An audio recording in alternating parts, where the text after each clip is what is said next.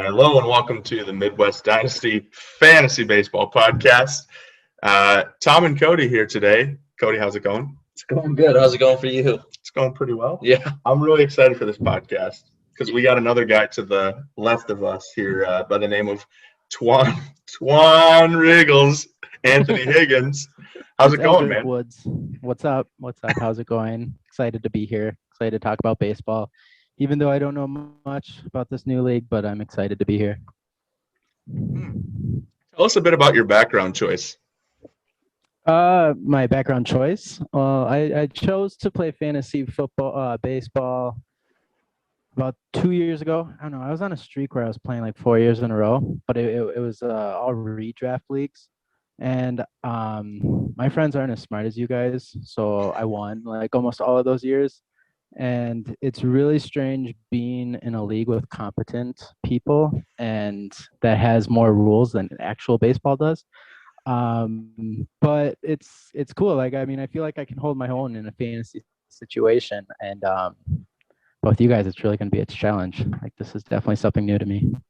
So. See, that's funny you say that, because right off the bat, that's what I want to start this podcast with, is that your batting team, through 3 weeks after today, it will be 3 weeks of baseball.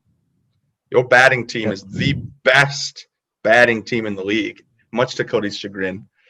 Yeah, Cody's triggered. So I just want to point out that your roto score as of today is 49.5 for batting, which is a possible 50 points. So walk me through your thoughts. I mean, first of all, were you expecting that?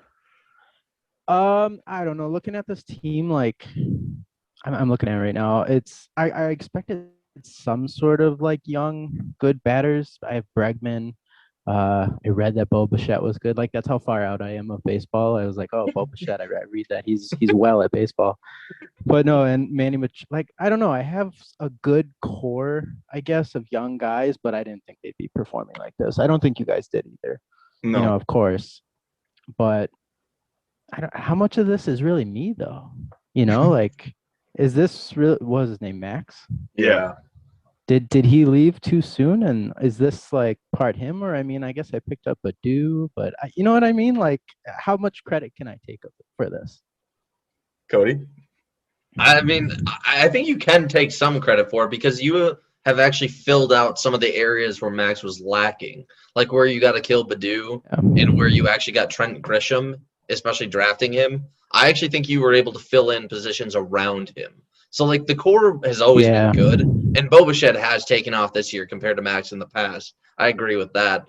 And I will admit, Manny Machado over, like, the last 2 years has raised his value again and actually gone way up. But you know, with that said, though, I mean, you also have Corey Seager, who's a very solid bat. So to me, Max always had the good core, the good young core, especially for infield, but he never really had the outfield support whatsoever. Whereas, like, now you've actually got that. It's true. It does seem like, I don't know, it does seem like the outfield kind of filled itself in, if that makes sense, in a way. Sure. Like, Grisham was an obvious choice. I don't really think I can take credit for that, because who would have not taken him at third overall? You know what I mean? You'd be surprised. from previous drafts, you'd be really surprised. Yeah. Max might have taken Garrett Crochet at 103. So. Yeah. I mean, he drafted Daniel Lynch second overall. He just went in the fourth round in this draft. Yeah. So I don't know. But I mean, I guess it's basically the pitching is what it comes down to. I have no idea how I'm going to make my team competitive without having any pitching. You know what I mean? And that leads really naturally to the next question, which is, is this batting like streak you're going on, is that sustainable? To which I say, B, if it is. So it's a two-part question. If this is sustainable, and I know Cody hates this question, but I'm just going to ask it anyway. If you do end up, say you're the second best team in batting after 3 months, large sample size, maybe even 2 months, is there a world where you consider trying to go for maybe 1 or 2 pitching categories to be a playoff team? No. Okay. No. And yeah, big no.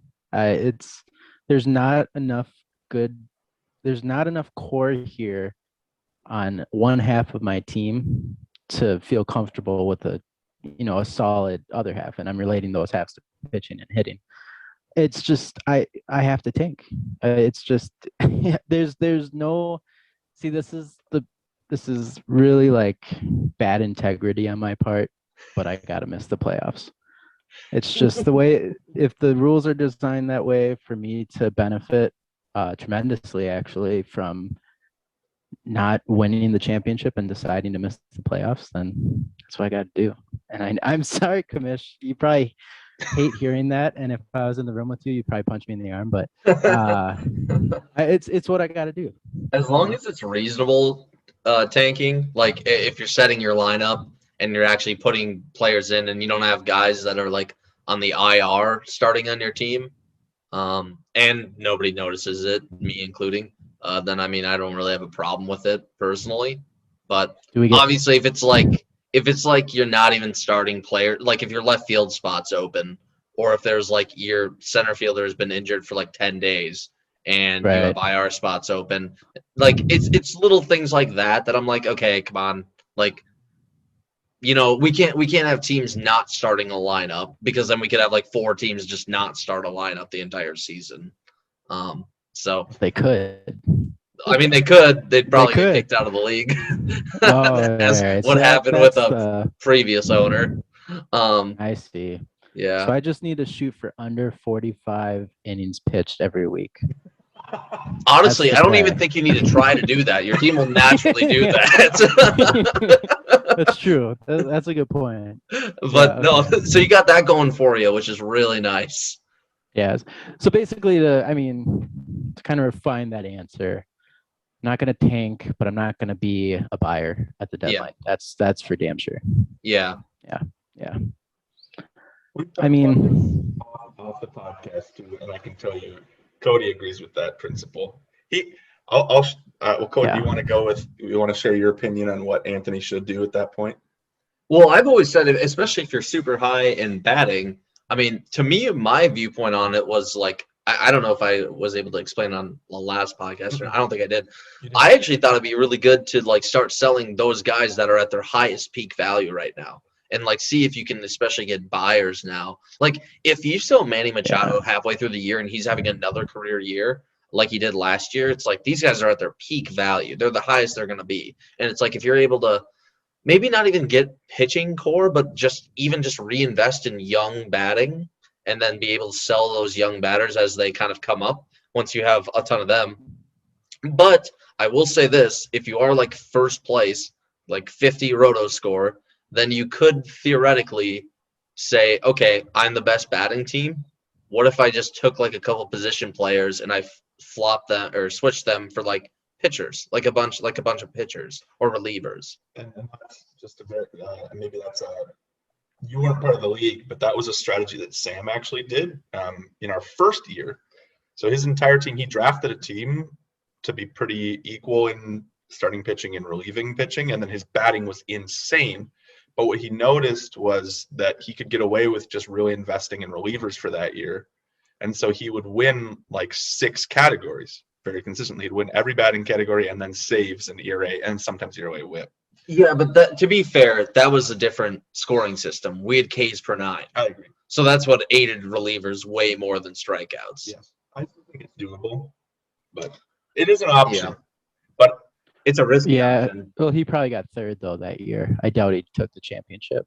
No, he did. No, he took did. it. He His took- batting Did he was actually that got the good. championship? His batting was Wow. so good, and then he could easily win. Well, the thing is, he had 7 categories guaranteed win though. Mhm. That was the thing, and I think the thing with Anthony's team, as much as I love to see the batting doing well, is I don't think against all playoff teams that it's a guaranteed 7 category win team. I don't know. By I've all playoff teams, I think you should probably just mean your team. no, I wouldn't mean that. Yeah, your team's quite the force. Team's nuts. Yeah, I mean, I think the reason I probably get so sensitive about my team is because I actually put so much into it now this year. Like I traded away all my prospects, and I actually just said, Yeah. Fuck it, I'm going for it. And like, that's where I'm like, to me, it's like, okay, I literally have 2 out of the best 3 pitchers to me, and then batting. You pulled the headphone again. Oh. Tom can't stay still, and so we'll see. I think that's where I get defensive on it, but I do think you have surpassed my expectations for your batting by far. Like I thought you were maybe going to be like middle of the pack, maybe a little bit lower, and it's like I'm willing to say you're easily cemented into the top 3, if not the top 2. For the rest of the Yeah. Yeah. Probably top 3. I think me, you, and Anthony's teams are all in the top 3 for batting. for batting. Yeah. Like, I mean, that's the thing though. It's I can't compete with you guys because you have pitching. The other half of fantasy Just kind of what it baseball. comes down to. Yeah. Yeah, So- it's tough. I look at my pitching and just I don't. I mean, I know we talked about a trade batting for pitching, but it's like at what point do pitchers just come along and like what's the breakout age for pitching? I guess is my question. Good question. We kind of just talked about that on the last podcast a little bit. It's like that's changing is the reality. That's what's tough to evaluate. It seems as though there are, we just got a gift from Zoom. 40-minute time. Cool.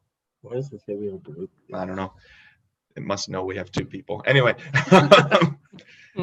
so we just talked about that, and it seems like teams are more willing to bring pitchers into the majors earlier, but then it takes longer for them to develop almost. I don't know. What are your thoughts on that? Yeah, I think moving up from the minor leagues to the major leagues is just an incredible step for pitchers, especially as they continue to come up mostly from AA and not from AAA anymore. AAA almost seems like it just rosters your veterans and old replacements just as a location, where I actually think AAA was really beneficial for pitchers before. So I think the jump from AA to the majors is really shocking for a lot of pitchers, and they realize they can't get away with just their fastballs where you can in the minor leagues. You actually need to master your breaking ball aspect and your off-speed pitches. And, I think that's the biggest thing is there's just not successful pitchers, maybe minus like Tyler Glass now, that have a 2-pitch mix, and that's it. It's like every single pitcher needs like 3 pitches, and they need to be above average. And if you don't have that, you're just not going to be good. Yeah. No, that seems. I mean, if you don't have pitch selection, you're a reliever. It's kind Yeah, of what it comes down actually. to. It feels like. Yeah. That is exactly what it is. And the reality is the value of a reliever. Like if your starting pitching prospect that you invested in becomes a reliever long term, the value just drops quite a bit. Generally, I mean, unless they turn into like a Kenley Jansen or Aroldis Chapman type, where they're like top 5 every year as a reliever, but that's so rare. Normally, those guys become like middle reliever men, setup men, which just is not as valuable as like the guys that get you 6 innings, 10 Ks every week. But I think kind of relating this back to your team, Anthony, I mean, like these are like what we've been talking about is don't even invest in prospect pitching, invest in young in majors pitching. Like if you're going to do trades, Like that's Yeah. like a guy that I mean I don't think you could get him from Sam right now, but like a guy that I'm thinking of is like Nate Pearson. Like Nate Pearson just went into the major leagues. He's shown that like if you watch him there, especially as guys are in major leagues, you can kind of see how they react to hitters, and it's like, oh, he has explosive stuff. He just has to figure it out, and it's going to be another 2 or 3 years until he figures it out, in my opinion. And then once he does, it's like there's probably another Glass now, another Giolito, another one of those guys. So Yeah, I feel like that point right there was my biggest flaw in the draft was if I knew my team would have performed like this, I would have drafted those young major pitchers instead of those kind of older minor players or maybe prospects. Like kind of what's a good example? Like Alcantara. If I would have taken Sandy Alcantara in the second with that what was it, 13th overall, that would have been so huge for my team. I'll probably be thinking about that pick all year, I think. Yeah. Over who was it? Crochet, I think. mm-hmm. I don't know if it's Crochet or Crochet. I always assume. I believe it's Crotch. Crotch. Garrett's crotch. But so the last question I'm going to ask before we transition into just actually sharing our screen, just looking at your team for a little bit, is where's the team name change for Akil Baddoo, man? I don't know. I've always had a thing in Dynasty about not naming my team after a player. I've always wanted it to be like just, don't change your team name. If I trade that player too, it sucks. It's so much satisfaction for the person who takes that team name away from you. So that I try to really avoid naming my team after a player in Dynasty. Right. So instead of a player, do you guys get the Ashley? Yeah. I get it. Yeah, just name it after the Big Lebowski instead. Yeah. Well, do you know what Ashley Schaefer's BMW is? Yeah, isn't that that's what I thought. It was a Big Lebowski reference, isn't it? No. Oh. No, Eastbound and Down. I'm not gonna pretend like Tom, like I knew what that was. I'm just gonna tell you I didn't know what it meant. Eastbound and Down. That's no. right. You guys have you ever seen that show? You got to watch it. It's so funny. But the anyways, next podcast is gonna be an Eastbound and Down podcast. Oh, there we go. Yeah. Review Anthony's team name instead of just his team. Yeah. No, as much as I would love to name my team after Baddoo, I just gotta stick with, what I usually do in Dynasty. Hot topic. I like it. How to name my fantasy team. Yeah. All right. So speaking of your fantasy team, let's take a look at it. We're going to skip our normal topic of just doing our baseball thought because I think that intro conversation was interesting enough. So I'm going to share my little screeneroo here. This is your team. This is Ashley Schaefer's BMW. Ashley Schaefer's BMW. That's how they say it on the show. Okay. We get it because it's so funny because we understand the reference. Yeah. It's an inside joke. You guys will be a part of one day. I can't wait. God. The day that Anthony's cooler than us, we should just quit the league. So why aren't we quitting the league? Shit, good point. All right. So immediately as we look at your team, we have to start with the batting, right? And one of the players that I personally point out that is like arguably one of the most exciting players in baseball, fantasy baseball, real baseball, it doesn't matter. Shohei Ohtani. Were you pretty happy when you first took on the team that you had Shohei Ohtani? Like, do you know? I mean, I know that you're still kind of newer to paying attention to baseball again. So, what do you know about him? What do you like about him? Yeah, when I stopped playing, it was right around the time when he was coming in, and so before his injury. So he was like a really good pitcher at the time, if I remember right. I might be, correct me if I'm wrong, but he was like more of a pitching prospect, and people were more excited about that than batting, right? Or was it pretty equal at that time? Pitching, and then it was like, oh, he also has a great bat. So they were like, he could maybe do both, but like I think the pitching always seemed more reliable, just given the track record of players that come over that are good at pitching versus hitting. Yeah. So then, now his hitting, it's not bad. He's got a high OBP, right? Yeah, he's solid. He's stealing bases. It's like almost now it's like, wow, he's gonna start pitching one day, and that's gonna be even better. Right. But But when I took over the team, actually, I was trying to dump him. He was someone I really wanted to get rid of.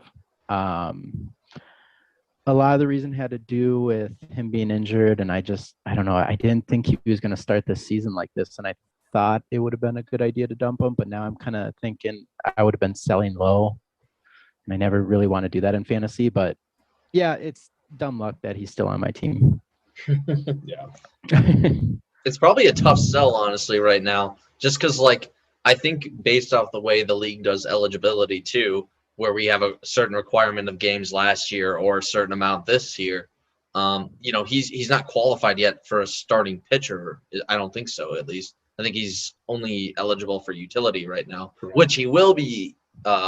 He will be on for pitcher, and that's always kind of an interesting part of the game too. Is when he pitches, do you start him as a hitter or do you start him as a pitcher? It's just always kind of. You start. I think, to me, I'll answer that. That's automatic. You start him as a pitcher when he pitches. Sure. Because the one day that you lose his batting stats for that day that he's started as a pitcher is so much more valuable. Sure, that makes sense. That's so cool. So you can just drop him right down to the pitching lineup, and yeah, you'll be able to. Max used to be able to do that 2 years ago because he had that eligibility. Which makes sense. That's kind of the point. You should have to kind of sacrifice, in my opinion. How good was he right before he got hurt? Oh, good. I mean, you can look at his stats right there. I mean, he had 18 home runs, 62 RBIs, 343. I mean, he's been a good hitter. That as if he gets his at bats, he's gonna be solid. Top 80 batter, maybe even higher. That's for a guy that also pitches. There was talks. I don't think people aren't talking about this anymore. But when he was kind of a newer player, people were saying that he might be a top 10 dynasty player. People didn't know how to react to this because no one's ever been this good at both. But some people were like, "Is he a top 10 dynasty player because he can do both?" That was nuts. It's so strange. Yeah, it's just such a weird, strange player I don't know. He's like Taysom Hill, almost. Yeah. Literally was getting the Babe Ruth comparison because of the fact that he was both a pitcher and a hitter, which is, quite an extreme comparison to make. Quite the comparison, yeah. Yeah. Pretty good play. Yeah, I think I've heard of him before.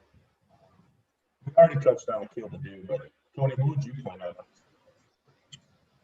I mean, I'm going to go back to who I went to last week's podcast. It's Whit Merrifield. Whit Merrifield to me is actually the main reason that I think Anthony's batting has been doing so good. I mean, he's so balanced in every single category. He's got over 10 RBIs and runs, the 3 home runs, the 5 stolen bases. I thought kind of Whit Merrifield's base stealing days were kind of starting to become behind him, with him being in his 30s, but nope, looks like he's still stealing bases. And this is kind of what made him, a top 20 player in years past, was the stolen bases aspect with all this. So if he's going to do that, he was just such a sleeper this year. You can plug him in the outfield. You can plug him at second base. He's versatile. I really like Whit Merrifield. I think he's really good. Yeah, I mean, you look at his stats, it doesn't really look like they fell off that much at all throughout the years. He's just still being of course, yeah, you're right, the stolen bases, but he's just still being a Whit. Yeah.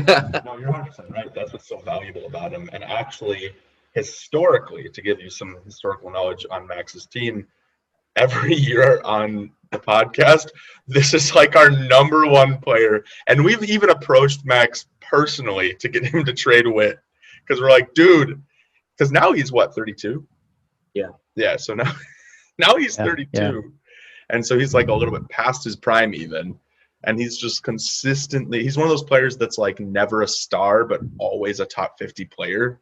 So he's almost to me your number 1 trait. We were talking earlier about, sacrificing some bats for young players so that you don't make the playoffs. This is your guy. All right. So the question is, what pitcher are you guys going to give me for Whit Merrifield? That's actually good. Where would you? All right, good question. Yeah. Where would you rank? How do I put this? Who's a good pitcher that you would argue is about the same value as Whit Merrifield for a young pitcher? Like right now. Right now. I would think. Like Forrest. I actually think he's worth more. Whit Merrifield is He's worth more than Forrest. more as Forrest Whitley. I mean, you could make the argument that it's like a Whitley and Pearson, and then maybe like another smaller pitching prospect, in my opinion, for a guy like Merrifield right now, just based off of the fact that he is a 5-tool player. Yeah. And stolen bases are so hard to get in this league. So no one single player. I'd have to research it, but not off the top of my head. Yeah. Because I'm sure if I looked, I could probably find one. Like some guys that maybe come to mind. I could see a guy like Jose Barrios being worth it if you're doing a 1-for-1. Assuming he gets maybe. That's pretty good. Yeah, he started off pretty good. Yeah, he has. I mean, he's kind of regressed too, and that's kind of the thing about Jose Barrios is he's never really been, the top 20 guy yet, but he's always top 40, and he's young. So you're going to get that, and then you hope he maybe progresses.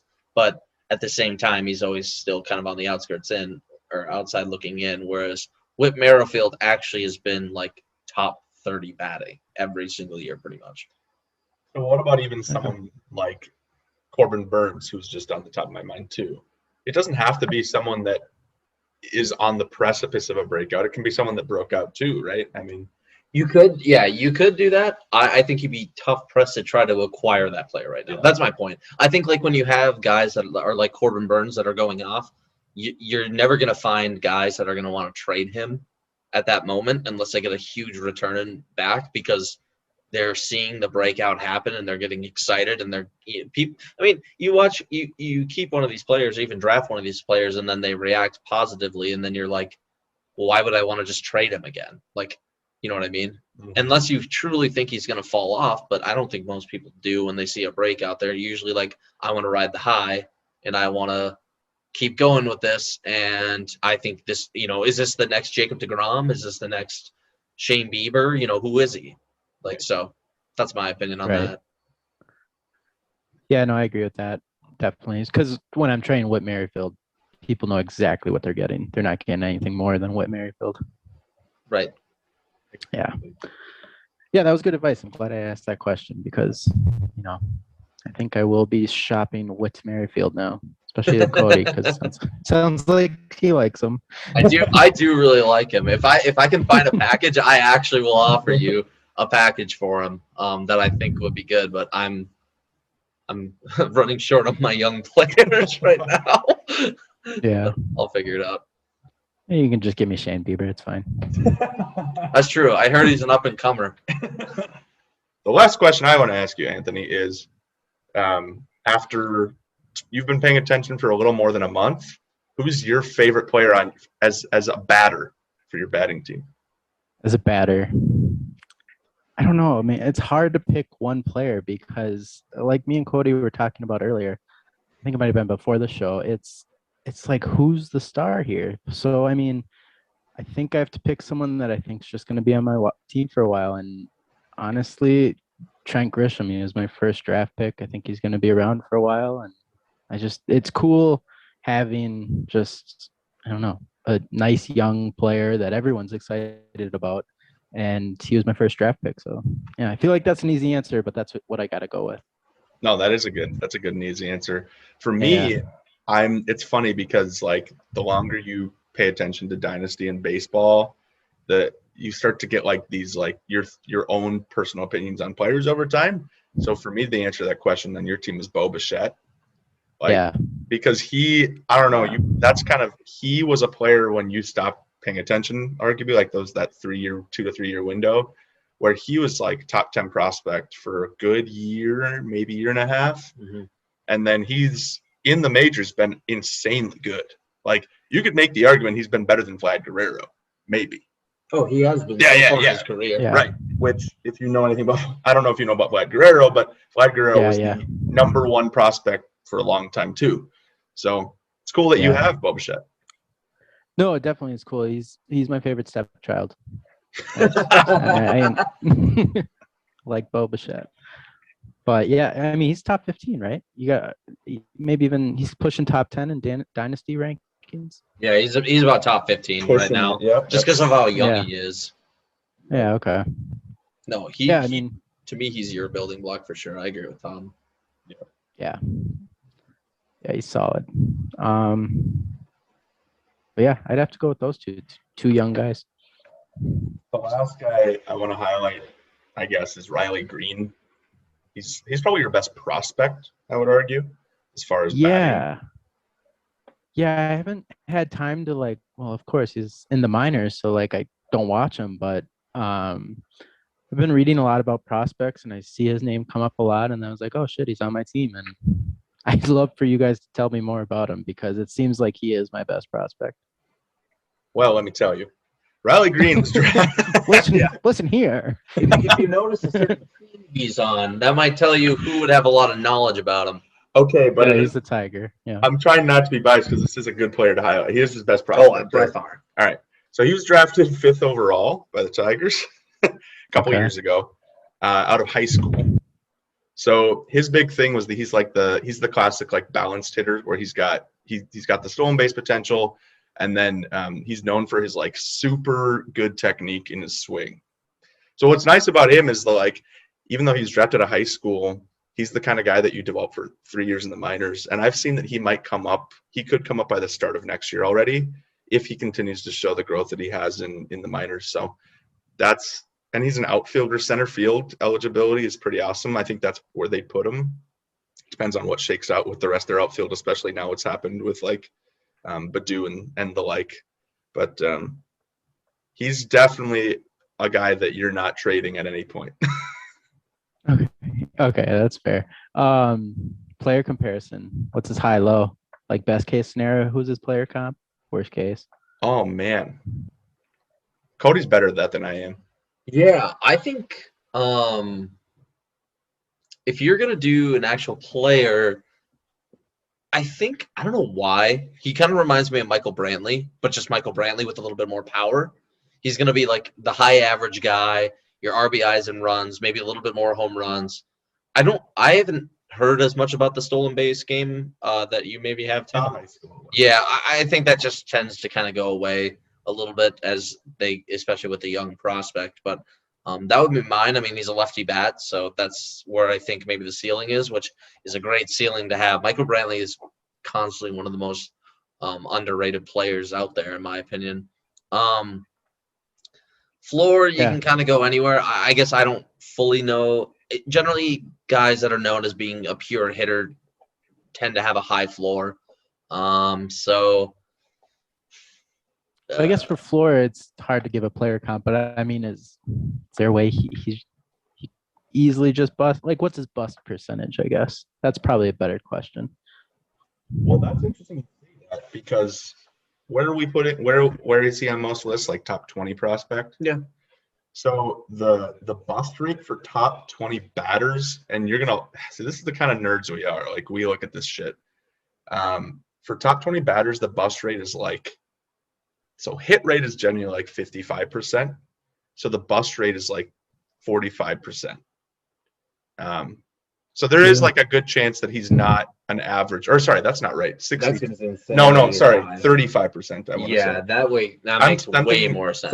So pitchers is more 55-45, and then batting is 65-35, and that's based. There was a study done where it was based on defining a hit is based on if their WAR is 2.5 or better. Do you know what WAR is? Is that a stat you're privy to? No. When it wins above replacement, so it's a sabermetric. Yeah, okay, yeah. It's a way of you take all their stats. How did they influence their team, basically? So if they're above 2.5, and so batters 65% of the time that were in the top, I think their cutoff was the top 30 would hit. So 2/3. Yeah. So not a very high bust rate. I mean, no, it's not bad. I mean, yeah, it's higher than other sports. You would hope top 20 gets you there, but yeah, no, that's okay. That's good. That was a good stat. I like it. And there are certain guys you can look at, especially in the top 20, where you can kind of analyze their numbers, and I think it's a lot easier to predict batters because there are guys that can be risks with batting. For example, a guy that's a top 20 player or prospect is like Christian Pache, who I used to have, and he has a good ceiling, is a very high ceiling, but he also has a very low floor because of his strikeout potential that he has. Whereas, like, I think with guys like Riley Green, it's easier to see that he probably has a high floor or at least a medium-sized floor. So I think that's can make you feel a little bit safer with a guy like that. All right, yeah, that's cool. It's cool to have a prospect. I guess Yeah. that's still that's still a game I've still not had time to dive into. That The one's whole tough. minor leagues, yeah. I'm just waiting to find Anthony in like an alley with a bunch of like prospect sheets laying all over. Beer. Anthony, what happened, man? Dude, the prospects, they hit me hard. I've read Prospects, yeah. baseball prospectus like 5 times. It still doesn't make sense. That already happened. So that's why you've been work lately. Yeah, right. All right. That's funny. All right. So speaking of work, some of your pitchers need some work. Yeah. But there's one guy that I know Cody really likes, and he's actually at the top of your list right now. Tell me what you know about Ian Anderson. I know that he plays for Ashley Schaefer's BMW, and Tom one time told me that he likes Ian Anderson. Perfect. No, I don't know. I've read that out of all my pitchers, he's got the highest ceiling. He's highest. He's higher than everyone else on the rankings. So, Sixto's up there too, but yeah, Ian Anderson. He's for sure got to be my best pitcher, right? I think so. I know Cody agrees. Cody, give us a quick Ian Anderson rundown on the podcast here. He's good. No, what I would say, to give you a little bit of background, Anthony, my first, like we used to did, what was it? The first podcast we ever did, there was like a fun facts section, like Cody's fun facts in the minor leagues, 3 years ago. like 3 years ago. And I found a stat on Ian Anderson when he was in single A. And that's when I loved him, was that in like 50 innings, I think it was, he hadn't allowed a home run in like 50 or 60 innings, which was just ungodly. Like, that was so good. And I remember ever since then, I was like, oh, this guy's going to be good. Like, normal pitchers don't do that. Like, it doesn't matter the level. That just, like, doesn't happen. And so when I saw that, I was like, oh, yeah, this guy's going to be good in the major leagues. And then he's came up and he's been good in the major leagues. And so it's like I feel pretty confident on him just based on that. He is more of a finesse guy. He doesn't really overpower you. But, I mean, to be fair, like Shane Bieber doesn't really overpower you either. Yeah, it's just like he is like the kind of Shane Bieber equivalent if he can actually fully break free. Kind of what he did. But, I mean, even look at his stats last year. And he pitched super clutch in the postseason. So, I think he's the full package, my opinion. Yeah. Big Ian Anderson guy. Yeah. No, yeah. So, whose team was he on 3 years ago when he made that, premonition, I guess? No one. And then Max ended up drafting him? Yeah, I wanted to draft him, but he was just – there was a lot of risks, obviously, as we've covered with minor league pitchers. So drafting them, and we didn't have the minor league slots. That's an important thing to note. So it wasn't until we added the minor league slots that a team was able to get him, and I was like a couple picks away from getting him, and then Max got him, and I was very upset. So that's your game, though. Yeah.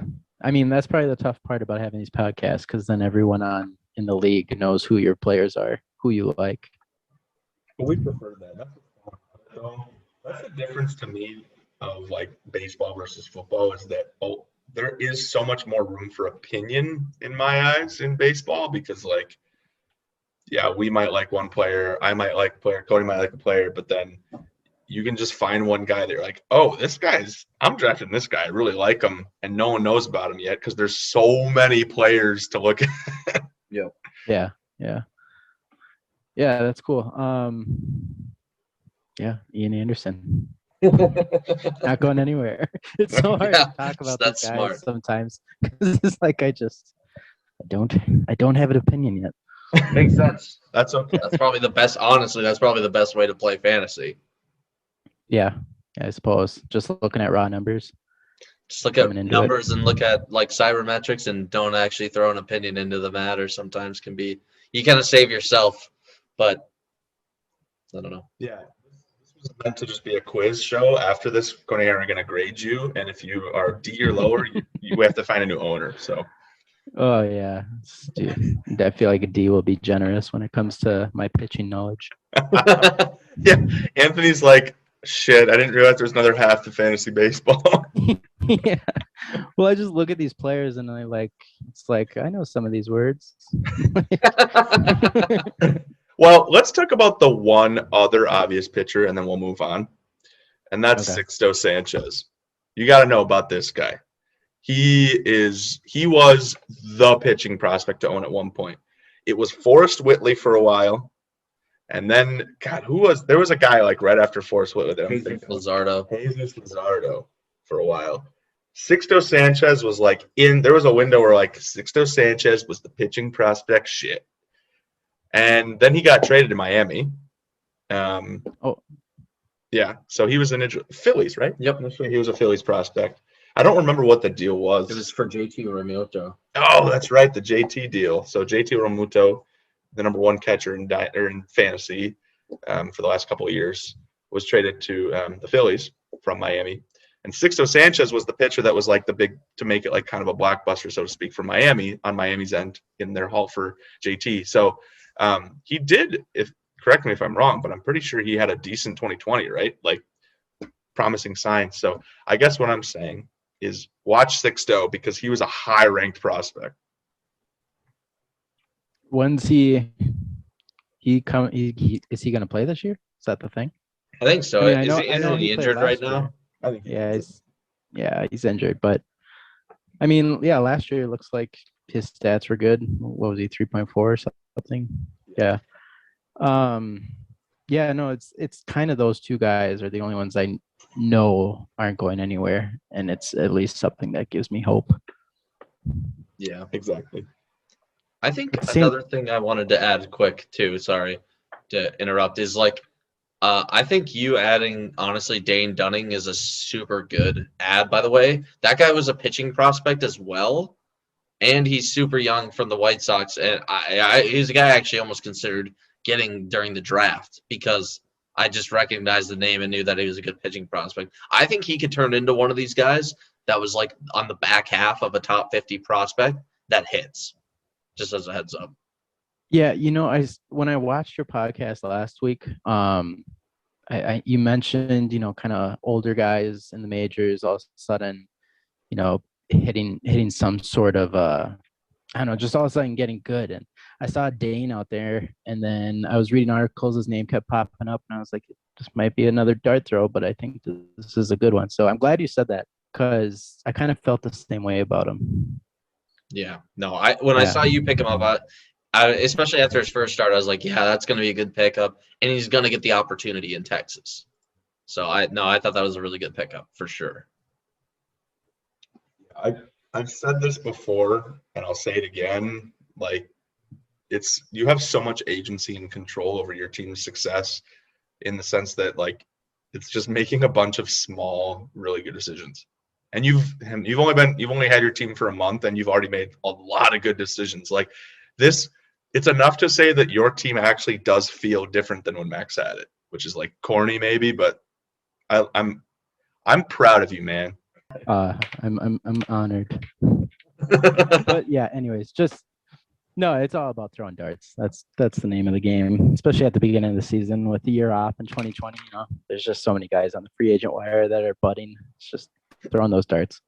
Mm-hmm. Exactly, and that's why we like having you as our new owner. So on that note, let's do a quick matchup rundown here, and we'll end with your team or your matchup. We don't want to look at the current matchups. You got to go back.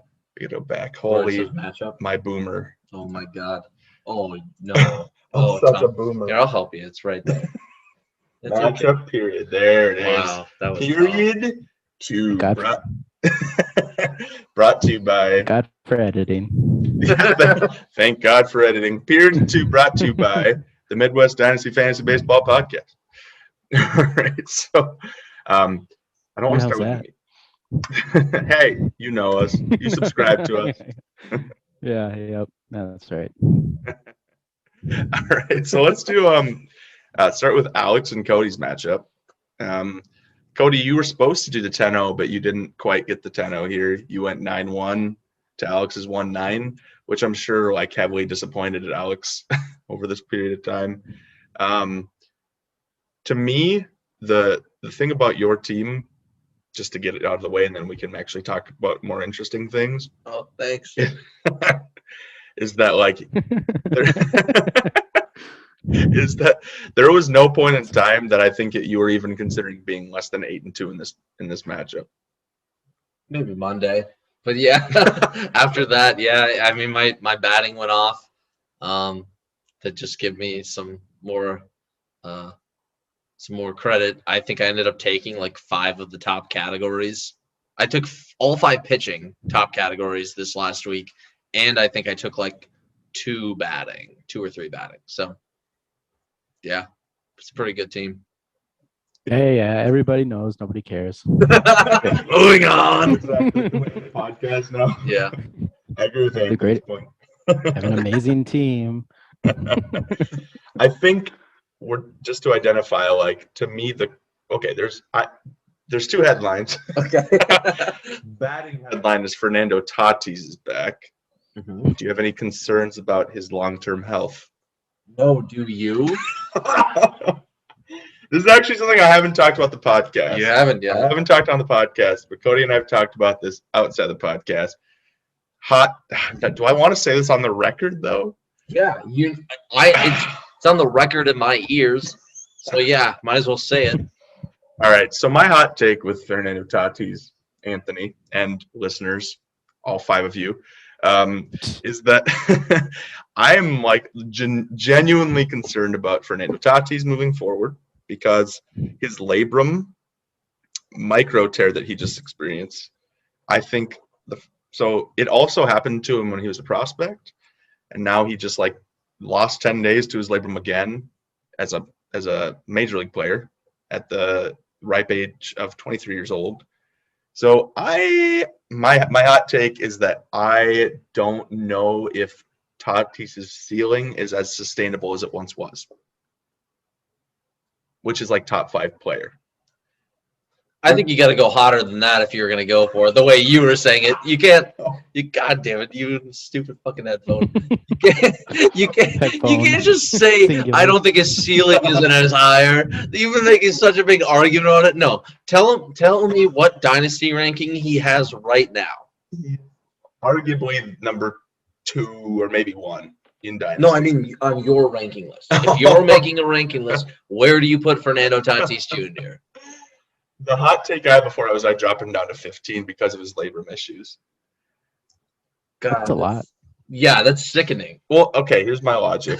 I'll say it for everyone here. The logic is that, like, I've seen it happen to my own players that were previously top 20 guys, top 15, even top 10, 5 guys, that they get nagging injuries like this, and they're still good players, but the nagging injury, like, drops their value quite a bit.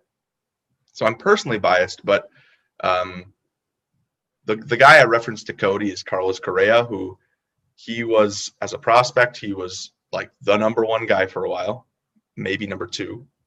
And then when he came to the league, he was on fire. He won Rookie of the Year. So he was like pretty consensus top 5 dynasty guy. And then his back went to shit, and he started underperforming both statistically and when he was playing, statistically underperforming, but also he started missing playing time. And so Carlos Correa now, in most people's dynasty rankings, is like top 80 after being a top 5 player for at least a year. He also cheated. Okay. He also cheated and got caught All for right. cheating. This is the weekly Astros talk here where we talk about cheating. But anyway, Anthony, do you agree with me? You get to be Tony Reality. Did you ever watch Pardon the Interruption on ESPN? Yeah, I have. I don't know. That seems so. I don't know. I guess I can see your point with Carlos, but isn't that kind of rare where just a top 5 dynasty prospect or dynasty ranked player drops that much?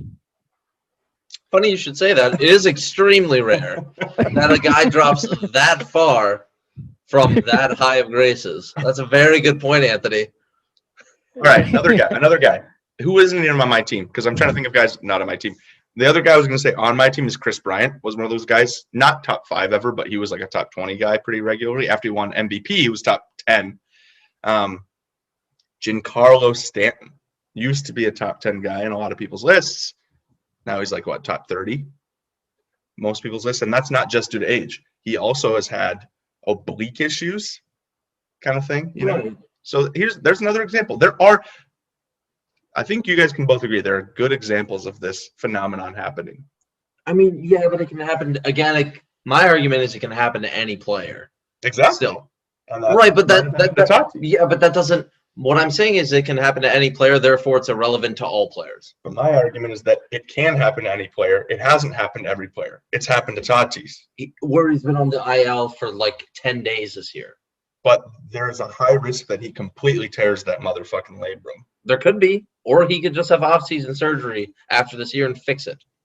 But He could be just fine. To me, by your metrics of the way you said it as well, when he had this little injury bugaboo in the minor leagues, he should have been knocked as a dynasty prospect. He shouldn't have had success. He should have been done. That's a good point. So, if you're gonna pick and choose it now that he's in the majors and ignore when it was in the minors, that to me just is like kind of picking and choosing at the time you said it. Well, one of us has to be Skip Bayless. Yeah, no kidding. Does that make me Stephen A. Smith? I don't want to be Stephen A. Smith either. What does that make Anthony? Molly, chick, is that the moderator? I don't know. I think that's her name. The one that everybody on YouTube hates. I don't know. That's not that I watch the videos and read the comments. Not intentionally, just comedically. Anyways. You're pitching a headline. It's hard to say one true player, but I'm actually going to go on the bad side. It's Corey Kluber because, and you talked about him a little bit, like you consider dropping him, right? I think he's almost droppable at this point. I gave him his last start tonight, and again, he just didn't do it. Like, did you give him a pep talk before? No, I meant this start was like the last chance to see if it would work. He can't even go 5 innings. It's over with. It was a good run. I did trade a little bit to get him, and I traded for him and Steven Matz. It's looking like I should have just kept Steven Matz and dropped Corey Kluber, because I ended up dropping Steven Matz, which was a mistake. But yeah, it's just like I have guys I need to bring off the IR here soon, and he's clearly my worst starter. So if anybody wants him, feel free to have him. I mean, I guess you can pick him up too. Like, I'm not going to miss him that much. So thanks for highlighting the negative. Thanks. Just trying to point out how your team sucks when it really doesn't. Exactly. I was like, I'm non-biased. So speaking of, I don't know, there's nothing to speak of. Alex's team, this is a team that every year, every week, it seems like we talk about, we're just waiting for the breakout. And I don't know if it's happening. This 1-9, having to play you early on in the season is going to skew his record, which kind of sucks. But if we just quickly look at, I think a really quick metric to look at that I always like to do is just looking at the season stats roto, just to give a quick analysis. And he's 5, right? So it's kind of funny because we're seeing this tier develop that I'm not a part of, in these top 4 teams. Very early, low sample size, but Alex is right in the middle. So question is, are we pleased enough with Alex's team at the moment to maybe make a playoff run?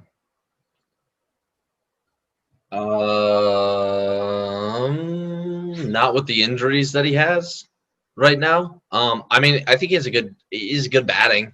I think this is kind of where Roto becomes a little bit flawed, in my opinion, when you use it in a head-to-head league matchup. Is yeah, you can get 10 points in all batting categories.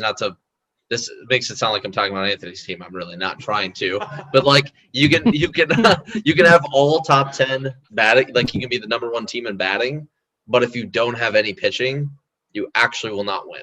And like in Roto, you can still have a really good score from that. And so like that's a little bit where Roto can be a little bit flawed. But to me, he's got a good team. He's got a good batting team. I think he's just missing that. This is what Bryce Harper was supposed to be for him, is that superstar. He just doesn't have the superstar. That's just what he's missing. At one point, he was a top 5 guy as well. Yeah, I think it's just because of age that he's lacked. But I mean, if you look at 2019 and 2018, I mean, those are Juan Soto stats. Especially with the RBI production, 114, 35, that's true. And then the 15 stolen bases, and then the absurdly high OBP. That's true. So to me, he's put up like equal to. I think just people over time expect you to just do astronaut like Mike Trout. I think Mike Trout has really spoiled everybody. I think Mike Trout just like reinvented statistics in fantasy, and so whenever you got a guy like Bryce Harper or any of the other guy, you're like, oh, they need to do the same thing. Like Ronald Acuna needs to do the same thing. And then you're quick to move on from these old guys because everybody's always so much into the young guys and the potential. And I think a lot of the guys like this actually go way undervalued as a result of that. I mean, I think that's a plain reason during the draft Freddie Freeman was undervalued for you, is because he was old at 29 or 28 whenever you got him. And people just don't value that enough. Just having – this is what I respect so much about Sam too, is Sam understands what their stats are going to be probably for the next 3 years or 4 years, and is able to value them appropriately from that, and doesn't act like it's an unrealistic number for a prospect. That's something I can't even always do. So it's just something I admire, at least.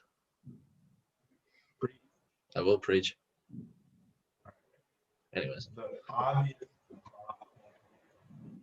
talk about pitching is Steven Strasburg. I am genuinely concerned. I know it's early, but I'm starting to think that Strasburg is not who we expect him to be anymore. I mean, he was that, again, we know Strasburg's history, perennial all-star, perennial top 20 guy. I'm starting to think this is the year that he isn't anymore moving forward. Yeah, Anthony, you were playing baseball or fantasy baseball back when Steven Strasburg was the rage, or the rave. What do you think about that? I mean, there's so many guys that used to be like so good when I was playing, and all of a sudden they're on the waiver wire. So I think Tom, that could happen any day with Steven Strasburg. I wouldn't be surprised if any of these guys that I've seen, like even like Clevenger. Is Clevenger good still? I mean, I was so out of touch for so long that it wouldn't surprise me if he just was all of a sudden bad. That's really good. No, he unfortunately has Tommy John right now, so he's out for the year. Yeah, he's just recovering right now, but he could be one of those guys that still comes back and is really good. But He was part of making the Padres like amazing this year. He was traded to them, and then how many weeks after he got traded, he had to get Tommy John? It was like so sad. yeah, it was the middle of last year that he got traded. Well, last year that he got traded to him, and then I think like 4 weeks or 3 weeks. I think he made like 1 or 2 starts. So he's still good. Does that give you hope? Sorry, what? Say it again. You cut out. Oh, I'm sorry. I said Clevenger is still good. Does that give you hope? Oh, I mean, for who? Strasburg? Or just sure, yeah. No, I like at this point, like I said, 32 just seems ancient, and that seems like a drop-off point for many pitchers, right? I mean, even before then. It's kind of like that is like a critical age, like 31, 32. But it's like those elite guys generally can perform past 32, you know. So I just don't know if Strasburg's that guy. And he's been injured like every year since he was like 25. So yeah, the injury bug is the big, and then especially now there hasn't been enough data.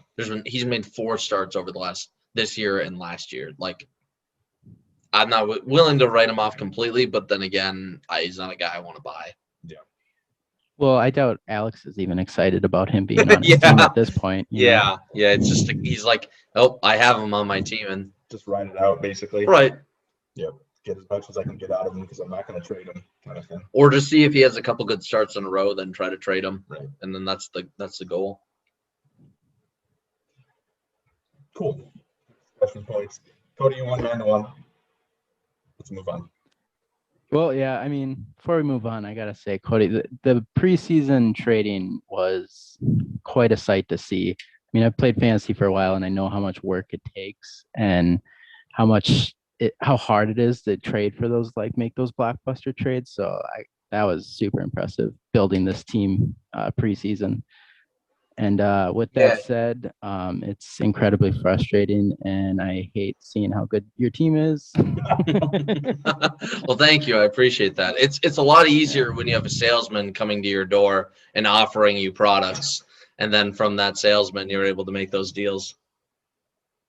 Hey, shut up. What do you mean? Did they come and offer you Shane Bieber? And The Shane Bieber one I did reach out to Matt to try to get a deal done there because I really wanted Shane Bieber on my team, and at the time, Walker Buehler, in many people's eyes, was kind of viewed as a push, and I actually thought there was a sizable difference between them at the time, Yeah. and I'm happy it turned out. So far it's turned out that way, but then again, who knows how it keeps going here? But yeah, 2020 hindsight, there's actually been some of those trades I've been like looking at, and it's been kind of tough too because it's like Tyler Glass now is looking like the AL Cy Young Award winner right now. So Yeah. it always makes you kind of sad too. But no, I'm happy with the trades. yeah, just the effort and kind of, I don't know, just like I said, the effort and skill it takes to make those trades. It's pretty impressive to see. Well, thank you. At least Yeah. somebody appreciates it. All right. Now that Cody's sexual. My God. Talk about the next matchup. I don't have any rivalries on this podcast. No. Let's talk about Matt and Sam. So I don't think we paid due diligence to Sam last week. We kind of just said he sucks and moved on. So I think he was okay with that, though. probably, but another rough week for Sam. He went 0-9, which again, to your point, that's what he wants. But we didn't touch on the point that I think there is one more player that he should really be trying to move. And maybe this is a hot take, but I think it's Jose Ramirez. That is who he's trying to move. Oh, well, okay. He's offered him on the block, but again, I don't think people have been pretty. I mean, but I think from my deals, people have been pretty stagnant, I would say, and I think it's going to be tough to get the value that I know Sam's going to want with him. You have to have a guy that's willing to give up a lot of prospects for him, but so we'll see when that gets done, or if it ever gets done, because I'm sure Sam will find a deal that that will be fair, maybe from a fantasy pros perspective, but it's another thing trying to convince an owner actually to make said deal, and that it's a big enough gap for them to cover something. So, but no, I agree. What's he looking at for his window? Like, what year is he trying to compete in? Because his team is young. 2024, I think. 24. I would say 23. So 2 years. 2 years is so. All right. Yes. I think this is worth doing a small dive on that. Okay. To me, that's a good question. We actually haven't talked about it. God, Anthony bringing in the good questions. No kidding. I look at his team and I say that by 2023 he could be a fringe playoff team. So maybe that's not the way you would answer what competing is. I think that's fine. I think by 2023 he's like a fifth place guy that has potential, similar to what happened to you 2 years ago before COVID, which is why you decided to like buy into this year. Right. I think we could look at that by 2023. But I guess to your point, I agree. 2024 is like he's trying to go to a championship and coin flip the championship, basically. Yeah. Or at least he's finding himself as 2024 being the first year. He's a solid playoff team, and then he can be a solid playoff team for years to come with championship potential. But Really? Yeah, I think so. You think his prospects are that good? Oh yeah, Yeah. yeah. And I mean, that's like, what are we talking? I mean, if it's what, a 35% bust rate, let's say they're all top, like that's assuming they're all top 20 prospects. But I mean, he'd have to have a fair amount of those prospects hitting, right, and performing. Yeah, the difference is Sam already has good hitters on his team, though, too, still. Like, me giving him I Cody see. Bellinger, Jonathan Yep. India is already starting to perform. Kyle Tucker is debatably a top 20 guy right now as well. Andrew Vaughn is already an majors guy. I mean, Madrigal's been great. Yeah. It is also the difference of, like, where the prospects are. Like, a lot of these prospects are guys that are top 5 or were top 10. So they're not even on the back half of the top 20 yet. Yep. Vito Brujan has always been waiting for that breakout. Yep. Joey Bart was one of the best catching prospects. Spencer Torkelson, we all know him. Yep. Like his batting prospect. And then if you actually look at oh man. Yeah. Oh, let me tell you about Jason Dominguez, Anthony, because I'm guessing you don't know. He was like a prospect when he was 16 because the Yankees signed him at 16 years old a couple years ago. And he's supposed to be like the next Bryce Harper is the comparison. So I just named like 6 guys that are like insane. So yes, to answer your question and to get Sam going, as you know, I don't know how many tissues he's got next to his bed listening to this podcast, but his what are those tissues for? Well, you know, your nose starts to run when you get emotional, and that's how emotional he gets with his with his team. Oh, is that his nose? Yeah. There's snot everywhere. Mom, don't come in. I sneezed, Mom, okay? We're off the rails. Oh, funny. But yeah, that's a lot of green flags of names that you. Funny. Yeah, exactly. So, all right, there's our quick Sam deep dive. Let's move on to keep this moving to the other side of that matchup from last week. Matt gets his free 901 for the week, but Matt's team was just in the championship 2 years ago. It's a good team. Not the youngest necessarily, but Cody, who stands out to you? I mean, looking at, I think I said this last week, but now we kind of fell off a little bit. But I mean, just kind of scrolling through his guys. Ooh, did he really have anybody that really stood out? I guess Nick Solak, I think, is a guy that I saw come up in the draft, and I really wasn't that excited about him. But Matt got him in a late round pick, and he's been great. And the versatility that he's been providing has been exceptional. You know, the fact that you can play him again in the infield or the outfield.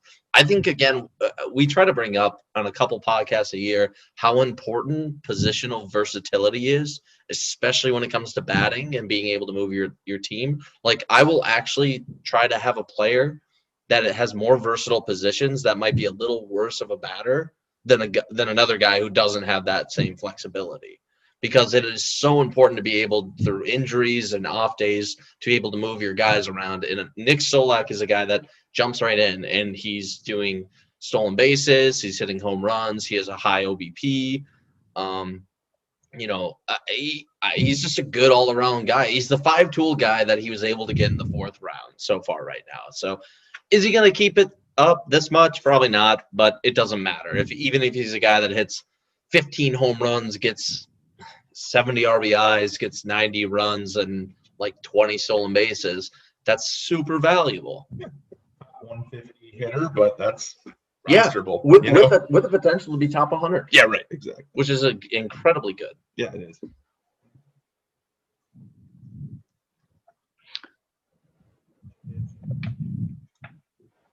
Walker Buehler is awesome. He just acquired him. The thing is, though, not just acquired. All right, we just talked about this, but I don't know.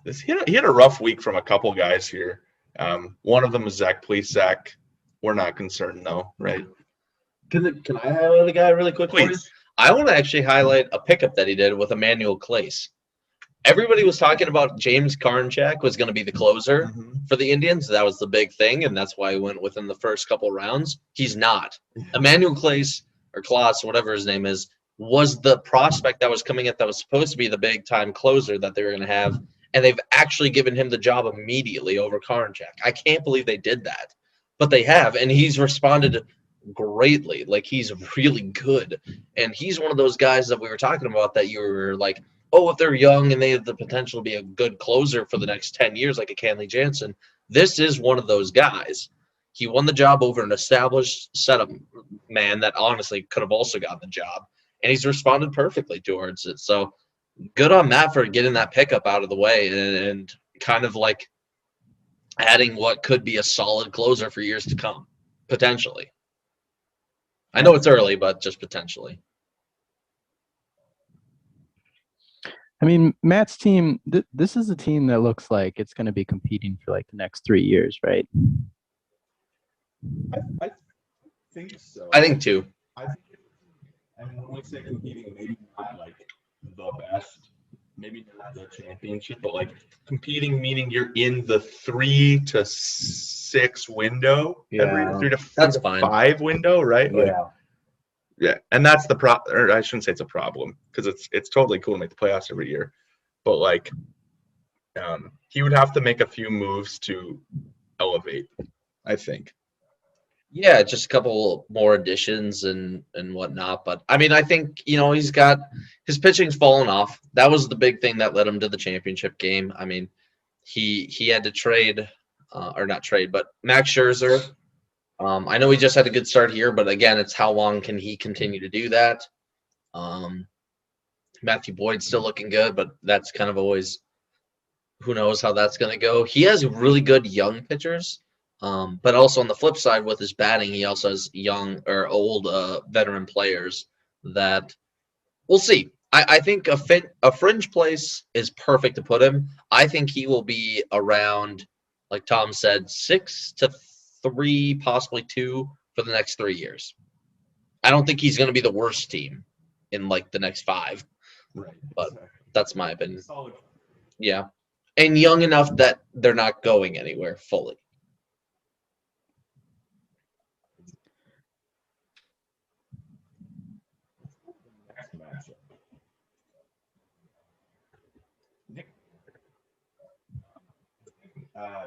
That I always really like about Derek's team is that he answers your question from before about Matt's team, except for Derek has made the playoffs each year, I think. Is that accurate? Yeah. And so Derek has been on the podcast before, and he's always said that like he loves to have the team that just like makes the playoff every year, and then like kind of coin flips and hope that he has good luck. He always likes to just hope that he has good luck in the playoffs and win. And he's built a solid foundation too. So it'll be interesting to see if this is another one of those years. His team is definitely starting off really well. Cody, you've been on the hot streak. I think I know who you want to talk about though. Oh yeah, I can for this week. I mean, he was injured most of this week. Yeah. But yeah, Byron Buxton is like he's the man. He's actually hitting like insanely high. I mean, will he continue the full year? Probably not. But Byron Buxton is a power hitter. He's not a stolen base threat anymore. Well, he is, but they just aren't using him like that because his like slugging percentage is ridiculous. Hit another home run today, and I mean, he's just a great bat within that Twins lineup. He's finally turning into kind of some of the potential he could have been before. But there was a comp pick a couple of years ago where we were like, Byron Buxton needs to be stolen from Derek because of this potential, and he wasn't stolen. And now we're seeing Buxton do this on Derek's team.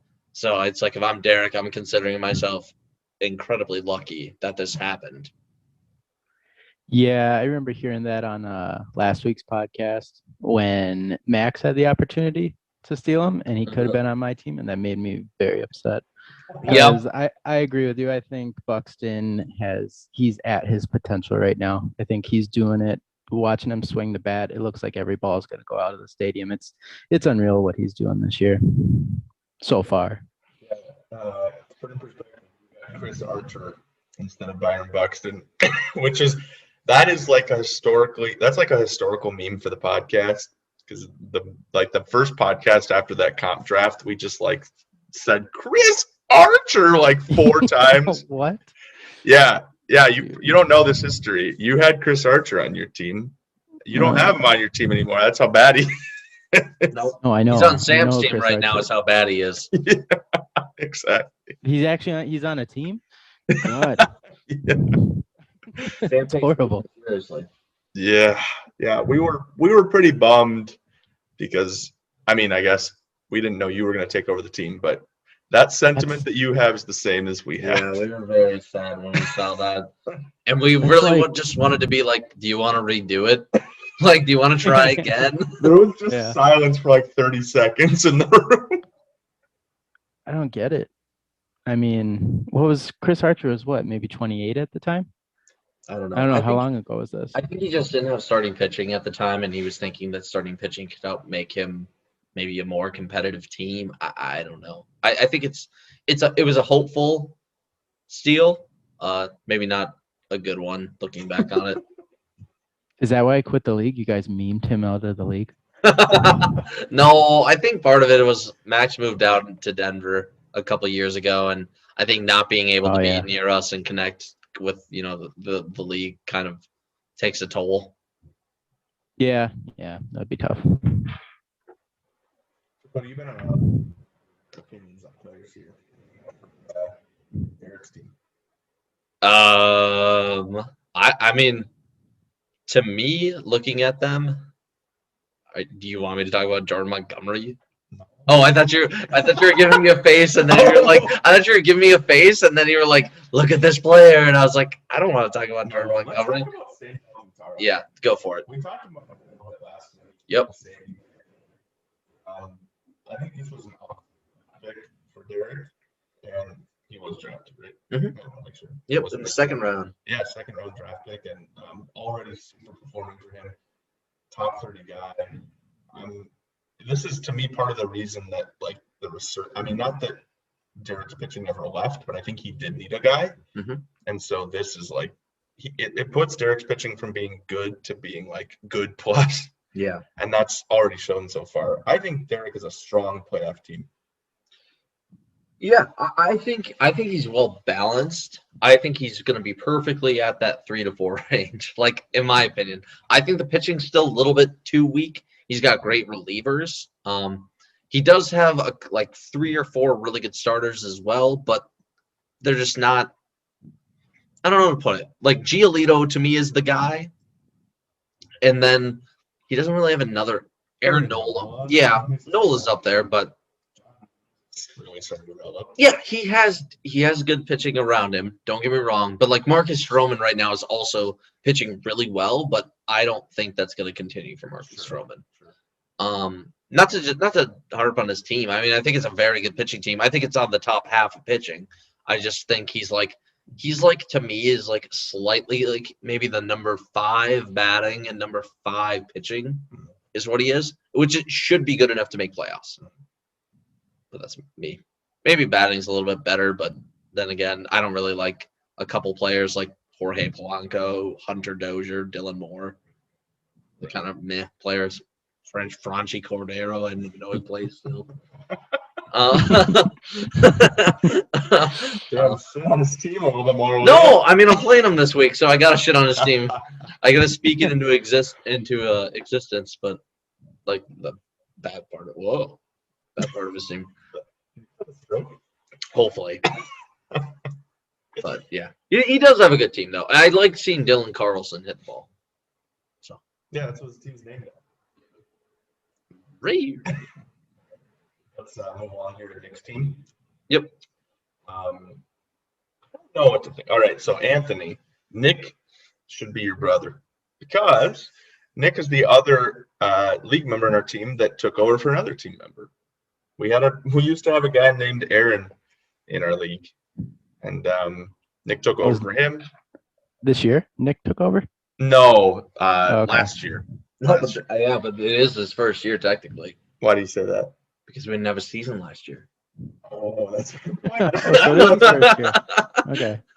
So it is technically his first year, but he's had the team for a year. So it's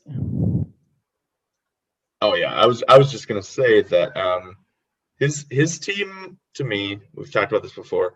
There are some key players that I think have been performing for him lately, and Nick has kind of identified he wants to be a competitive team. Whether maybe it's I think maybe we've talked about before that's like an early window for him to go at it, but JD Martinez is hitting the cover off the ball, who he traded for. So that's cool to see. Acuna is Acuna. Like, he's got a solid foundation in batting it to start with, for sure. Yeah, I mean, looking at his batting, it's really solid. I mean, anytime you have Acuna, you're going to be there. But it's like, it's not just Acuna. It's like he has Devers. He has JD Martinez now, Gleyber Torres, picking up the addition of Will Myers. I get Gary Sanchez isn't what he was, but he has other catchers as well. I mean, if we're to kind of like put it into perspective, it's like whose batting do I like more, Derek's or Nick's? And it's like, I actually think I like Nick's a little bit more. That's my hot take, because I just look at it kind of on a player-to-player comparison.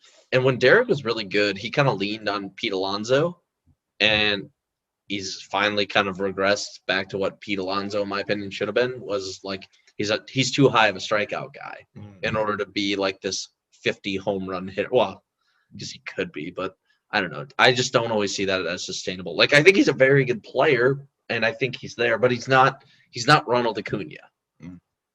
So where Derek has a lot more balance in his team, I think Nick's very top heavy, and I kind of like the top heaviness for the batting, not for pitching, obviously. So for pitching, yep, actually, kind of a Kenzie, former prospect, not pitching too poorly of late. In reality, Casey Mize, former #1 overall pick. My team used to be named after him. I never owned him, but I know. And then he's got the older guys too, with the Zach Greinke. He just drafted Zach Davies, who I've talked about before. I don't like him, but he's got Aroldis Chapman now, who he acquired as a relief, solid close or saver guy. Yeah. Close saver guy. Holy man, it's a long podcast. Stroke. I just asked you that. And then he picked up Devin Williams in the draft too. So like this really is a complete team. It's not a star-studded team, but it's complete. It is, but I mean, like, to be fair, Tristan McKenzie's like he's pitched well, but there's other guys on his team that haven't pitched well that have really destroyed his team. And like where he has the top level guys, I don't know if it can actually compete with other, like Zach Greinke isn't a good pitcher anymore. That's my hot take. I don't think he's that good anymore. Like his stats are good. I don't care. I think that is a hot take. Yeah, it probably is, but I just don't think he's actually that good of a pitcher. I don't think he'll finish that way. He'll finish. Yeah, he's rosterable, but he's not right now on Nick's team. I would say he's probably like what he would think to be his like 4th best starter. It's like, do you want Zach Greinke being your 4th best starter? I don't. I know, it was rhetorical to myself. Anthony, we've been just like rambling. Do you have any thoughts about anything? The Zach Greinke being done does seem like a very hot take. I think I need a little more explanation on that one. Me too. I mean, he's almost 40. He can't really throw above like 90 anymore. And I get that he changes speeds to me, but like, okay, how has he performed in years past? Like 2019. 2019 was fine. Last year he dipped a little, but it was kind of last year was his first year dipping. But yeah, here, go over. I can't see he's like whipping here. Oh, perfect. Yeah, I don't know. Maybe he will. Maybe I just don't really like him for some reason. I've just had him for too many games where he blows up. I mean, it ruins a week for you. Let me just put it this way to bolster my argument to stand Anthony's side. He already had his one blow up start, and his ERA is still 2.81. Yeah. And I know it's early sample size, sure, but I think he's still got a year left in him of being like more than rosterable. Like, yeah, I always said he's going to be rosterable. I never said that. I meant like I don't want him as my 4th best pitcher. I think that seems. Yeah, I don't know. It's just me. I would like having him as my 4th best pitcher. Well, He'd yeah, be he'd my be your best pitcher best. if he was on my team. Yeah, I was gonna say that. I had to continue with the hot take, but yeah, yeah, no, that's fair for sure. Yeah, I maybe I'm too spoiled on my team. It's just fun to argue. That's why I wanted to pick on that. Oh, I guess that was Anthony that picked on it. Way to pick on Cody. All right, Yeah, let's boo, boo, Cody. boo. All right, let's move on to our second to last matchup here before we finish with our guest. There's not much to. We can just skip my team because no one really. There's nothing really happening with my team. No, I think we should talk about it. Let's boo this team. Boo, Tom's team. Boo. Man. Well, you're 8-0 this week, but Yeah, I mean, I beat Dylan 6-4, which is a little bit surprising. I've been, to be honest, I'm more interested in talking about Dylan's team because I've been very underwhelmed with Dylan's team so far this season after 3 weeks, or what, 3 weeks? No, technically 2 fantasy weeks. But I guess the best thing for me to talk about is actually Gio Urshela, who had a decent week last week again. His previous week was even better with the first 10 days. He's been a good pickup for me as a draft pick for batting, putting him as a corner infielder mostly. He's a Yankees hitter, so he's going to get the stats, and I've been really pleased with him. Yeah, I think he's a great bench player to me. And like, I think he is. I mean, like, I don't know. Like, would you actually disagree with that? I mean, like, no, I think that's actually a good compliment. You got him in the 5th round of a draft. I did. I think that's a great compliment. Bench player is good for the yeah. I don't think but it's funny you say that because I actually think that point highlights my team right now. That I'm regularly starting Gio Urshela. Yeah, and that's the problem with my team right now. Yeah, Gio Urshela is like he's a guy maybe if you had to start in your utility you're feeling okay with it, but I don't like actually want to start him in my corner infield. I mean, not compared to other teams and other players that they have right now. I think he's a great bench player and he obviously can put up really good stats. Like it's not like he can't be a starter. No. He easily can be. I just like worry about him given like the fact that he wasn't like a super high prospect when he came up, and even when he was on Cleveland, he didn't really figure it out. And then when he went to the Yankees, he did, but also didn't. And then to go back to Dylan's team, I think this just shows completely when he was really good at batting how reliant his team was on Christian Yelich. To me, sure. Christian Yelich was the driving force behind his team, and without him, the batting feels lost a little bit. But also a lot of his players just getting old because his window is slowly closing, right? I mean, is it?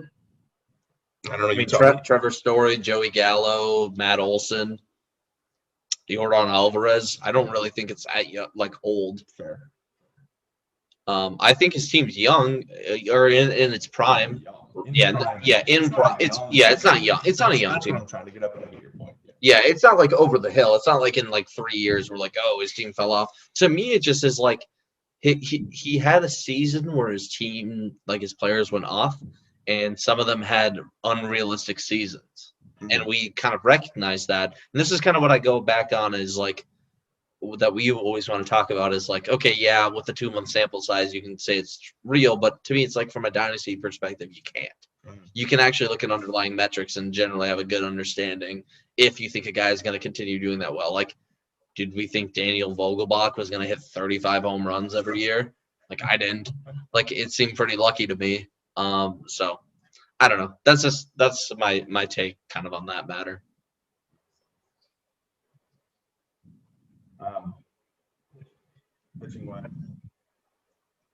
Brandon Woodruff has been insane.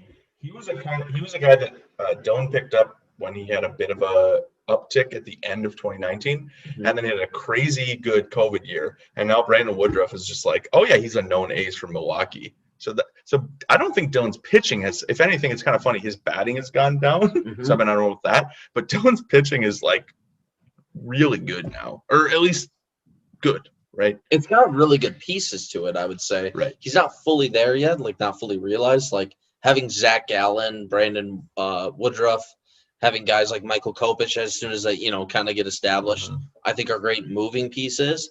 He still is lacking the top end aces and the depth. Pineda's been good. Yeah. Schoolball prospect. Yeah, I agree.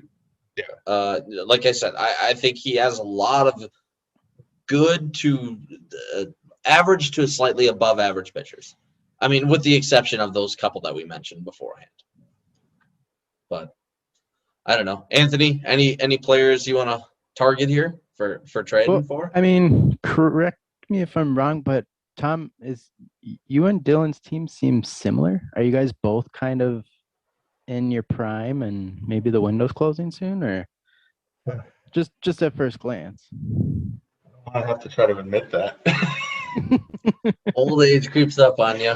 It does. Yeah. It's funny you say that. All right, so we can quickly go over that because there have been a lot of key players in my team that were like solid performers when I won the championship that after 2 years already are no longer that. 2020 really cost you, it seems like. It kind of did, which is funny because that's the opposite of what happened with our main competing team right now is Cody's team. But yeah, I mean, we're talking about guys like AJ Pollock, who I picked up and he had like an insane playoff run. Talking about guys like Starling Marte, who's now injured, but he used to be a huge like 30 stolen base guy and he's slower now, so he's getting like 10 stolen bases. Lorenzo Cain is like 35 now. David Peralta is like 33, and I picked him up and he's just like he used to be like a solid force. I mean, the list keeps going and it's sad because I agree. And then I'm pitching. James Paxton threw 2 innings and then had to get Tommy John surgery this year. So David Price, everyone knows David Price. He's a reliever for Los Angeles. Like they don't even want him to be in the rotation anymore. So weird. It is. So yeah, it's a sad reality that Cody loves about my team right now. I think it just shows like the competitive balance eventually works to me. I mean, you think about all the players you've lost on your team that you had to because you were competing. It's like you lost Chris Bryant and you lost Eloy Jimenez. It's like imagine if you had. I get that Eloy Jimenez is injured, but for the sake of right, like actually, like if you did actually have him when he came back, and if you like Chris Bryant's having a damn good year. So it's like those are two pieces that having them stolen from your team, it does hurt you. And so it's like that's where I think the league is really balanced right now, where if you are a team that's trying to win, you kind of only really have like a 2 or 3 year window because between the competitive balance and other prospects moving around and getting better, your window just will close up. Hopefully, yeah. From what we've seen so far. Fun league. That should be how it is. Yeah. Shit. Well, I can't talk about Dylan's team anymore for the rest of the year because whenever I talk about Dylan's team, I'm talking about mine. True. So thanks for that, Anthony. Sorry. At least you have Garrett Cole. Until he starts sucking. Rip. Good point, though. So, final matchup. Ending on the last topic for the podcast, our guest. Thank you again, Anthony, for being on our podcast. So let's talk about your matchup. Last week you went 5-5. Classic. Get used to it. It's just hilarious to me. I mean, yep. I can't believe. All right, is this bugging out what I'm looking at? Because you had to have this is bugging out. You had to have some. Are you exempt from all stats if you don't hit that inning? Yeah. Oh, I thought it was just ERA and WHIP. No, it's everything if you don't hit that stats. Yeah, that's pretty. I found that out this week. That week actually. Realized there was a 45 inning. I think it just does that automatically. Oh, like it just makes you like.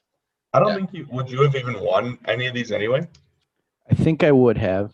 I think I would have had him in ERA, and possibly WHIP. But yeah, I think I would have had him in those. Right. Well, if those are the only two, that's part of why we have that cutoff because you shouldn't be able to just like throw one inning and then or even 35 innings is so low. For a team, it's so very low, yeah. But I think it was weird. It was kind of circumstances too. I think a lot of my guys, it was just none of my guys were in the rotation for a lot of this week. Mm-hmm.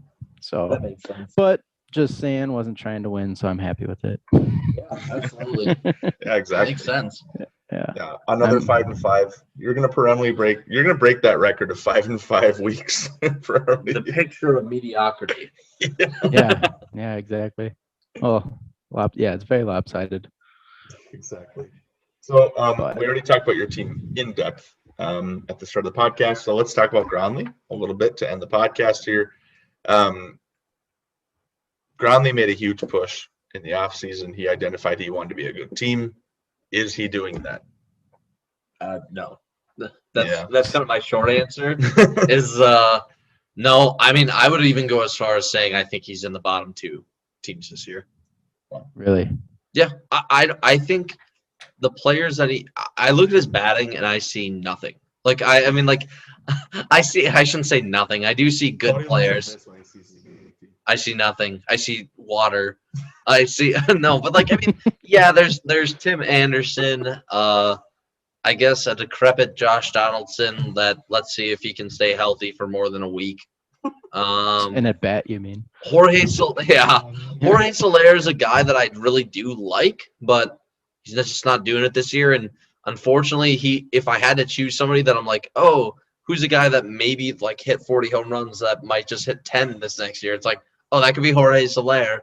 And it's like, I feel bad because I do think he has a decent core. Like I look at every position. I'm like, oh, that's not good, but maybe that's not awful. But it just nothing sticks in a 10-man league. Nothing sticks out here. Maybe in a 12-man this will be okay, but not in a 10-man. Yeah, it's interesting. I mean, Tom, you said at the beginning of the season he identified himself as being a competitor. How did he do that? Did he walk into a room and said, "I'm going to be a competitor," or like? Holy shit! Asking the real questions. Rivalry start. You know, it's a difficult thing. You know, identifying as a competitor is really similar to when you first realize that it's time to come out as gay. I think that's kind of what happened with Gronley. Mom, I'm going to be a competitor. That was really brave. Mom, I'm gonna be a competitor. Exactly. No, maybe he didn't come out and say it, but he made I'm saying this because he traded some young players. I don't remember who, but he did. The best prospect, Jared Kelenic. Yeah, he is like the best or second best behind Julio. And he traded him. So anytime you're doing that, that's my logic. So he did more than just that, though, to be fair. Was he competitive in 2019? No. Old.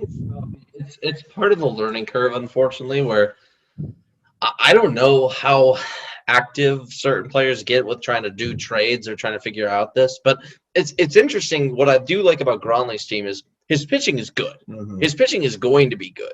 He's got great young pitchers here that I notice. Again, I think guys like Mitch Keller, Jesus Luzardo, and Dustin May are all within that, give it 2 or 3 years. You all right there, buddy? Sorry, I'm just picturing Gronley still. Goes to his mom and saying, "Mom, I'm a competitor." Oh, that's funny. No, Mom, I'm good. I have Dustin May. And his mom's just like, "What the fuck are you talking about?" No, you don't get it. Joe Musgrove is going to be good. He's going to throw a no-hitter. But anyways, I think where Gronley's batting lacks, maybe the pitching was where he was confident. And I actually do think it is a good pitching staff. I think it's top 6. I think it's on the top half. Maybe number 6. Maybe it's exactly even. Yeah. Good point. I don't have anything else to say about this matchup or this team. So I'm going to leave the last words to our guest, Anthony. What do you think? I think this podcast is great for all of the 13 people that are watching. That's a lot. And even that's debatable. I don't even know if all those people are watching, but but yeah, no, this is super fun. I'm glad to be in this league because you guys do some fun shit. So This is cool. So thanks again for inviting me. Glad to be here. Absolutely. And at minimum, the great thing is it's just an awesome excuse to talk to you about the league. So Absolutely. Yeah. It's just, at the end of the day, we're just trying to have fun, and it's great to get people that actually care about the league and are invested in making their team better. That's all we ask of any owner, is just like be invested and just be committed to your team. And if you make dumb moves, that's fine, as long as what you think you're doing has a good end goal. So that's how we feel. Yeah, no, love it. That's what we're here for. It just a great league is filled with great players, right? Great owners. Exactly. Yep. So Yeah, that's sorry. What was that? You cut out. Can you say that on again? that, and on that note, what a perfect segue to say. Thank you again for listening to the Midwest Dynasty Fantasy Baseball Podcast. Catch you guys next time.